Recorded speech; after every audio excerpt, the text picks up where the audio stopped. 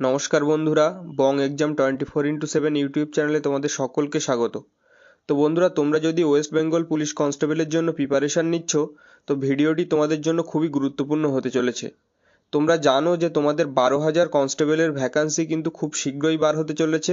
এছাড়াও তোমরা হয়তো বিভিন্ন জায়গা থেকে বিভিন্ন রকম আপডেট পেয়েছো, যেমন মাঠ আগে হবে কিনা, পরীক্ষা কয়টি ধাপে নেওয়া হবে, কত নম্বরের পরীক্ষা নেওয়া হবে ইত্যাদি বিভিন্ন রকম প্রশ্ন কিন্তু তোমাদের মনে আসছে। তো সেই সংক্রান্ত কিন্তু একটি ডিটেলস নোটিফিকেশান অফিসিয়ালিভাবে পাবলিশ হয়েছে, যেখানে তোমাদের এই সকল প্রশ্নের সম্পূর্ণ উত্তর কিন্তু দেওয়া আছে। তো আজ সেই নোটিফিকেশানটি সম্পর্কে বিস্তারিত আলোচনা করব।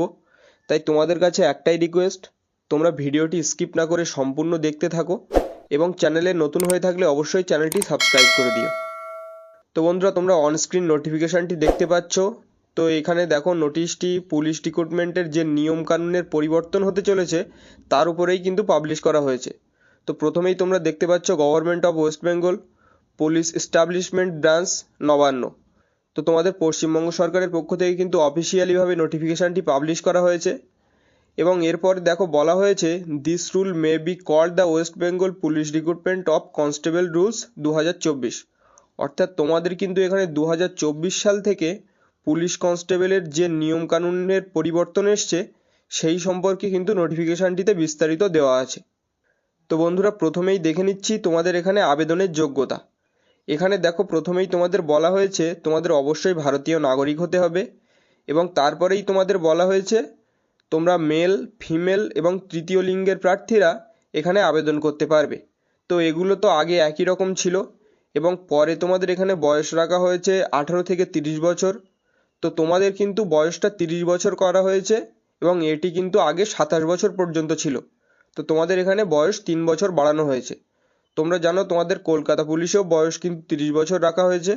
তো এবার থেকে ডব্লিউবিপি কিন্তু নতুন নিয়ম করে তোমাদের বয়স 3 বছর বাড়িয়ে 18 থেকে 30 বছর করেছে। এবং তোমরা এখানে এসসি এসটিরা 5 বছরের বয়সের ছাড় পেয়ে যাবে, এবং ওবিসি প্রার্থীরা 3 বছরের বয়সের ছাড় পেয়ে যাচ্ছ। এছাড়াও তোমরা যারা তৃতীয় লিঙ্গের প্রার্থী আছো তোমরাও এখানে 3 বছরের বয়সের ছাড় পেয়ে যাচ্ছ, এবং যারা সিভিক ভলেন্টিয়ার আছো তারাও কিন্তু এখানে 5 বছরের বয়সের ছাড় পেয়ে যাচ্ছ। এবার দেখো তোমাদের এখানে মেথড অফ রিক্রুটমেন্ট। তো তোমাদের কিন্তু সব থেকে বড় পরিবর্তনটা এখানেই আনা হয়েছে। তোমরা জানো যে এতদিন তোমাদের 2টি করে পরীক্ষা নেওয়া হতো, যেখানে তোমাদের প্রথমে প্রিলি এক্সাম পাস করতে হতো, তারপর তোমরা মাঠে ডাক পেতে, এবং মাঠের পরে তোমাদের মেন, তারপরে ইন্টারভিউ, তারপরে তোমাদের সম্পূর্ণ নিয়োগ করা হতো। কিন্তু এবার থেকে কিন্তু তোমাদের সম্পূর্ণভাবে একটি মাত্র পরীক্ষা নেওয়া হবে, এবং তারপরেই তোমাদের মাঠ হবে, এবং তারপরেই ইন্টারভিউ। যেখানে দেখো তোমাদের পরীক্ষাটি নেওয়া হবে সেটি হলো 85 নম্বরের। অর্থাৎ আগে যে তোমরা মেন এক্সামটি দিতে সেটিই কিন্তু এখানে প্রথমেই হতে চলেছে। তো প্রিলি এক্সাম কিন্তু এবার থেকে আর নেওয়া হবে না, সম্পূর্ণ তোমরা মেন এক্সাম দেবে।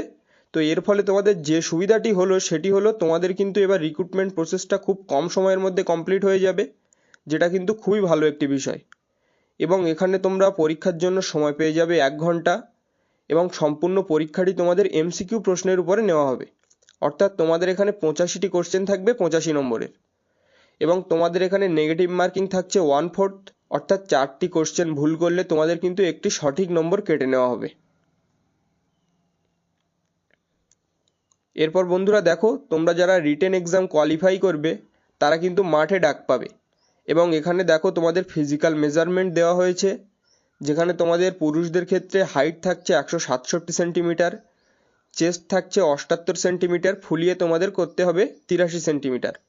অর্থাৎ তোমাদের কিন্তু এখানে 5 সেন্টিমিটার ফুলাতে হচ্ছে, এবং তোমাদের এখানে ওজন থাকছে 57 কিলোগ্রাম।